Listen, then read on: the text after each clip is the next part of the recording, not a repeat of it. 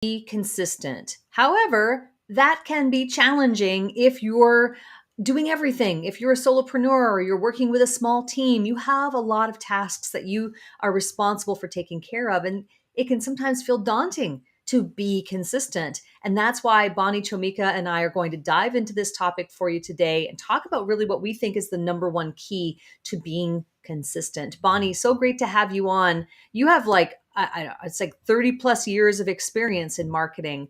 And so Uh, I'm excited to get your take on this. Why are people so challenged with staying consistent? First of all, it's great to be here, Sheryl. Thanks so much for this conversation.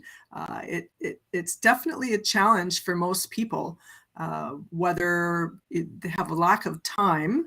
I mean, we all have a lack of time to do things, so maybe they just need some kind of a plan or a process. Some people, it's a mindset. It's like, I don't know what to write about, or I don't know what to put on video. So it becomes a confidence thing. Others are, I don't know what to talk about, or I'm not good enough, who's going to listen to me? So it can get all muddled up into a bunch of different things. But really, like anything you're trying to achieve, it's about committing to something. I knew that word was going to come up, and I think it's a really important word, the idea of commitment. And that's really what this boils down to is how committed are you to achieving, I think, the results that you're after? Because we live in a very different space than we did 10 years, 20 years ago. So let's dig in on that particular aspect. Why is committing, why is consistency so important in the day and age that we live in today? Being consistent, or committing to being consistent, involves getting more exposure. It's about getting visibility. And if you're not visible, then you're invisible and people aren't going to find you. In this busy online world, if you're just randomly posting things or writing things or doing videos, the technical aspect behind that, the algorithms and all that, techie stuff, they're not going to serve you well and you're not going to be seen. So by committing, that also helps the people that already follow you, but it also helps new people to find you, because your content is going to be served up in front of people. You just brought up the algorithm, and I think that part of it, that technical part of the algorithm and those complicated mathematical equations that run these social media platforms is something that eludes even the highest of gurus out there. I mean, no one really knows ultimately how they work, and that is that's their IP, I guess, in that sense. However, and we can't control that, but what we can control is what we do and what we put out there. Have you ever been challenged? I mean, you've been in business since 2012.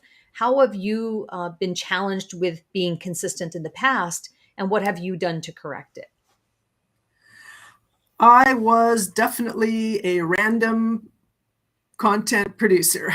Yeah, Just, I think we all have been that way at yeah, some point. exactly. You have great intentions of, oh, I'm going to post to Facebook 3 times this week. I'm going to do a newsletter. I'm going to do a blog post, and you start out, and then it all kind of peters out because you've lost that commitment, or what I mentioned earlier. You don't know what to write about, or you don't have a plan. Like, why am I doing this? So for myself, because I was so random and because I'm coaching people on how to do this, it was like, I've really got to step into these shoes myself. So even just for email, for example, I'm a real fan of email marketing. It's your personal space. You're in someone's personal space. That's where you can have a conversation and really build a relationship. So I dedicated myself to building my list, and continue to do so. And then I committed to sending an email once a week. And I've successfully done that for over a year now, which I'm so proud of, because I planned it all out. And it increased the responses. People actually respond to them because I ask questions. So it's like a conversation. I've gotten more signups for my events, training and webinars and things like that. And I've certainly got more people on my client list because of that, because it was consistent. My brand is in front of people every week. And then I complement that with social media. I have a Facebook page and a Facebook group. I'm active on LinkedIn. And I've been doing all of these things for a while. So it's just kind of adding layers on top of each other. And that's a really key point because you're not, I mean, you don't necessarily adhere to the be seen everywhere and be on every single platform, because I don't see you on every single platform. But it sounds like you've been very strategic about choosing which platforms you're on. Do I have that right? Yes, that's right. I don't want to be everywhere. For example, I have a personal Instagram account, but I didn't want to use it to promote my business. I don't think it fits me, or it was just another thing that I would have to learn. And I really just wanted to kind of master the ones that I'm already using. Clubhouse was another example. Oh, what's Clubhouse? I Oh, know. I'm not It's going fun, but it there. takes a lot of time. Yeah. I spent maybe 5 months, I would say, doing it, and I really did it more from the perspective I wanted to have some working knowledge about how it worked so that I could speak intelligently about it when I was advising other people. But it didn't take me long to realize, wow, we could really be spending a lot of time in here, and I'm not, I think it did benefit me in terms of my, list and audience and that sort of thing. However, you have to balance the amount of time and energy that you're going to be putting into a platform and be very strategic about when and how many of those you add onto your plate, because it all does tie back to the consistency. The more you dilute yourself, the less you can be focused on really giving your best and being as consistent as you can on any said platform. But yet people feel like they have to be everywhere. What Yes, do you say to unless you that? have, yeah, it is a feeling of people. It's like no one's going to see me unless I am everywhere. But that's not the case, because really of just what you said, you can't. And you shouldn't necessarily be posting and saying the same thing on each platform, because you will have different people following you, and some people will be on every platform. So yeah, you have to be strategic about your message on each platform. So unless you have a team of people that can post and interact for you, then it's just going to get diluted. Yeah. I think you can build more relationships and have more conversations when you zero in on just a couple platforms. Yeah. And I think it is that conversation around how much help do you have? Or how much help are you willing to invest in to get you to the place where you can do those things if you don't have those skill sets? Or you don't have, again, like you said at the top of this interview, the time, you don't have the confidence, you don't have the mindset or the strategy to know what to say, and so there's this I think line that people have to draw. At some point you may need to invest and outsource certain things, or bring in a VA or someone who can start taking some of these things off of your desk. When was that point for you, or is that the point for you? Do you have people helping you to stay consistent online? I don't at the moment. It's something that I am moving to in the next few months. I've actually been kind of logging. I have a book. I log all of the things that I think I could pass on to someone, because I have worked with some virtual assistants, and a lot of the times, well, most of the time, you're going to have to train or explain to them what your processes are. So you need to identify exactly what that is to be able to pass it on to somebody. So Yeah. creating your own processes and systems so someone else can pick it up, and make it more efficient. Yeah. And those standard operating procedures are going to be key if you are looking to expand, you want to be on all the platforms, you're either going to bring somebody in to help you, or a combination of that plus outsourcing some of the work. We're really big around here on repurposing content. So taking like a long form piece and then cutting it up into smaller pieces, and different strategies to be able to do that. But let's just say someone's starting out, right? They're starting out, bootstrapping, kind of in that place. What is the best thing that they can do? The number one key that they can that they can really bring into their work life to be consistent? I think it's about plan. So many people just do things randomly. Oh, I have to post on Facebook today. I need a picture for Instagram. You just like anything, you need to plan it out. Like it would be, I don't know, starting a program at the gym or a weight loss program. You can't just, stop eating or start lifting 50-pound weights, or you need to have goals. You need to understand why you're posting or emailing or doing videos, whatever. I mean, you have to figure out what that piece is. What is it you're going to deliver? And then look at your target audience. What is it that they need to hear from you, right? They're looking for solutions to their problems or answers to their questions. So what kind of content can you produce? So you start creating topic ideas. You research topic ideas. Look what other people are talking about, blogging or videos, and how can you present that in a different way for your audience?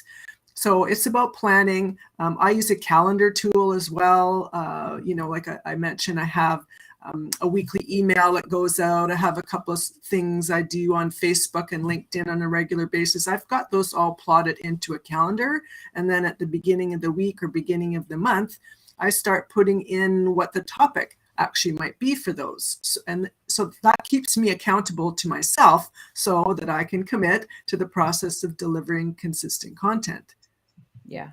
And that commitment piece is just so big. It's not going to do you any good to say, you know what, I'm going to be consistent for the next week, and then have that just be, gone out the window by the second week. Like when we say consistency, we're talking about over the course of months, years. And that can be scary for people who have, again, Bonnie, they don't maybe feel like they have the time, or they're not prioritizing their time to create content. I think that's the bigger question. That's a Because, bigger thing. right, it's like you have to, if you really want to be seen in the online space, you have to speak the language of the online space, which is content. So if you're not carving out and prioritizing time to create it, then that's kind of an indicative of probably a bigger issue within the company. Yes, absolutely. And we've talked about it, that, trying to avoid that start and stop habit, because that kind of back to the algorithms, your stuff will not get served to anybody if you stop and then start, 3 months later. It's like you're starting from scratch.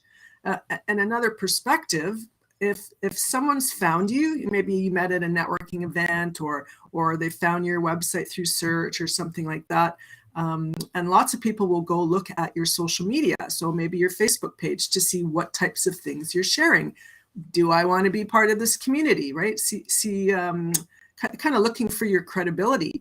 If you haven't posted anything on that page for months or years, in some cases, it looks like you're out of business. It looks like you're inactive. So I'm not saying you need to post on that Facebook page every day, but there should be something there at least once a week to show that you're current. And that goes for any platform that you want to commit to.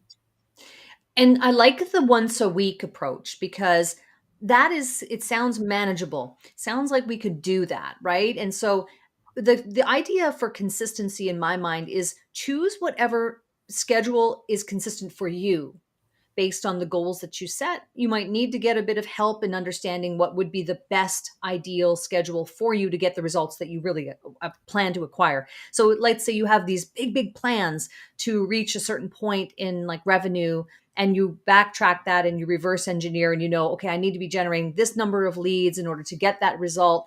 And you're only willing to post one thing once every 2 months. Well, that is a disconnect. That's not going to work in the online space. But I think once a week is a really good, foundation that you can really dig into. And then It depending is on it is a how far you want to foundation. go. That's Mhm. exactly right. It's a foundation. It's something to build on.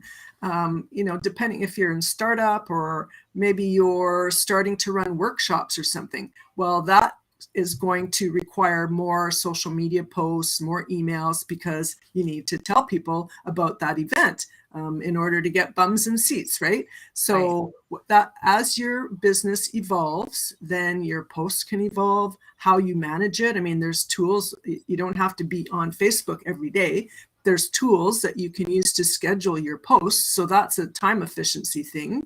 You can sit for an hour or two once a week and kind of write out those posts. It's called batching. And so you're not having to think about it every day. It's like, okay, here's my things for the week or the month, whatever that is. And then, you know, it's again, part of that building a process for your foundation. Yeah. I'd love for you to tell the audience where they can reach you, Bonnie. I'm going to show this on the screen as you talk about your website here. Sure.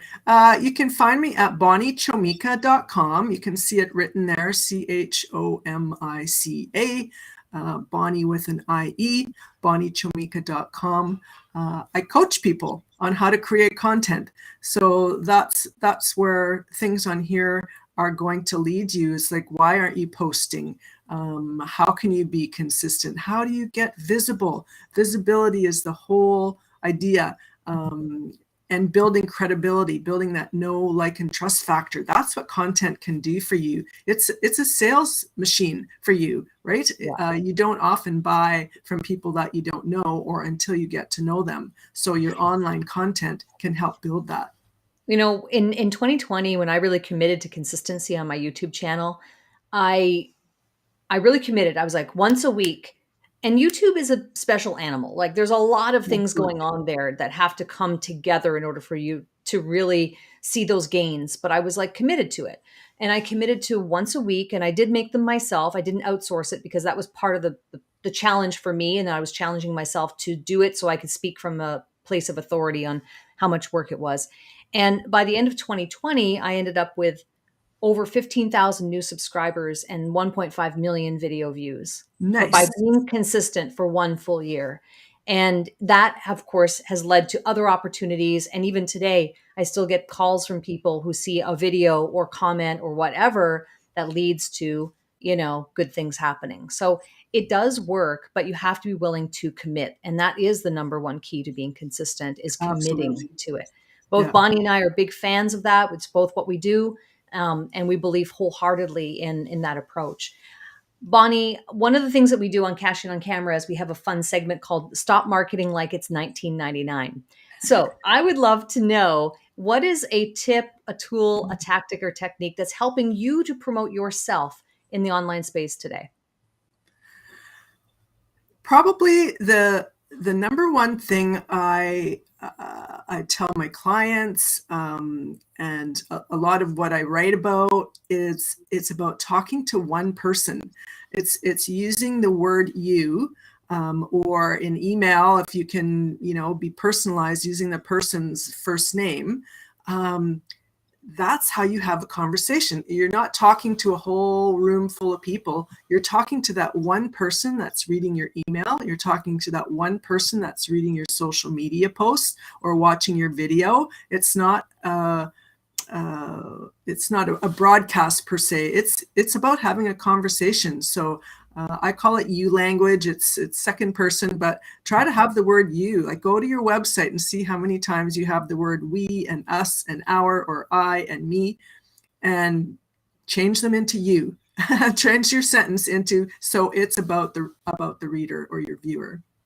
That is great advice. And that's a great call to action too, because I think most people would be surprised at how many I's and me's are on their websites. Exactly. So, Bonnie, this has been really great. Thank you so much for coming on Cash In on Camera and sharing your insights and your expertise over the course of 30 years in marketing and in communications. Our audience will benefit from the conversation, I'm sure. Thank you so much for coming on. Thank you, Sheryl. That was fun. Thank you.